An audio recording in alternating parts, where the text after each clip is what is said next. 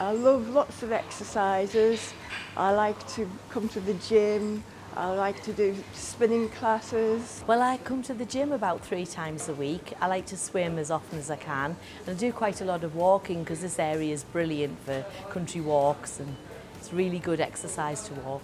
Happy Monday, everybody. I hope you had a fantastic weekend. Now today we are in Wolsingham. We're meeting up with Deborah, Janet and Val, and they have got a gym workout for us to try. Now you don't need any machinery or equipment for this one. It was a really good warm-up to get us all moving at the beginning, and you can do it seated or standing, so let's join along. Today we're going to base our workout on gym exercises. So I would just like you to just start marching on the spot.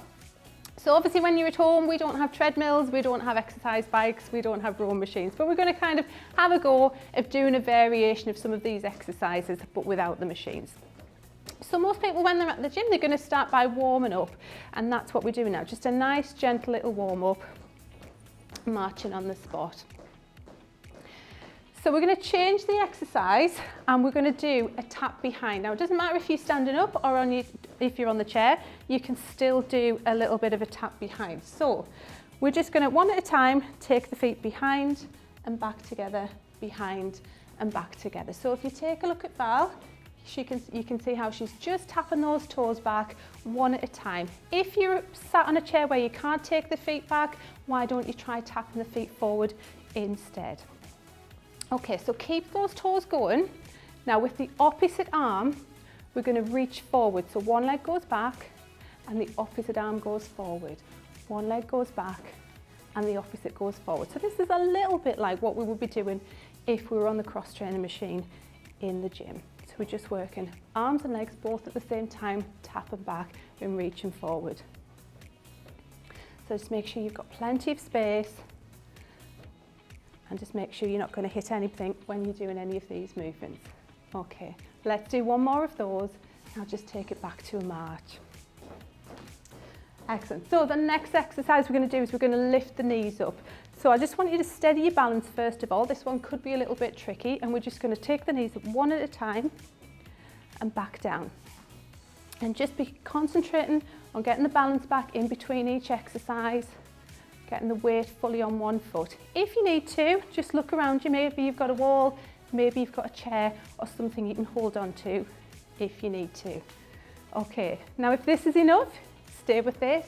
If you can add some arms in, we're going to try and take the same arm to knee, just reaching up. Now I want you to imagine you're climbing the wall. So you're taking hold and you're pulling down. So reach and pull, reach and pull. So we're just climbing up that wall one at a time. 2 more of those, last one, and let's go back to that little bit of a march. Are you both okay there, ladies? Yes.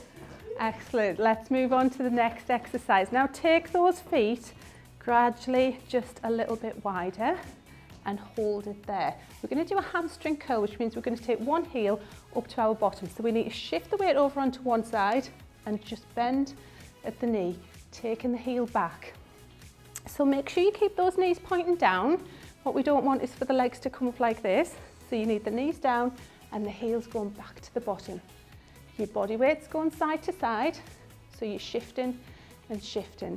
And again, just take a look at Val's feet. So if you want to, you can still do that exercise sitting down. So you could, if you were sitting down, you could tap the feet across if you don't have enough room to take that heel back. Now let's try and add some arms into this exercise. So as we bring the knees back, push the hands one at a time. Okay, let's do 2 more of those. 1, 2, and back to that march in the centre. Well done, everyone.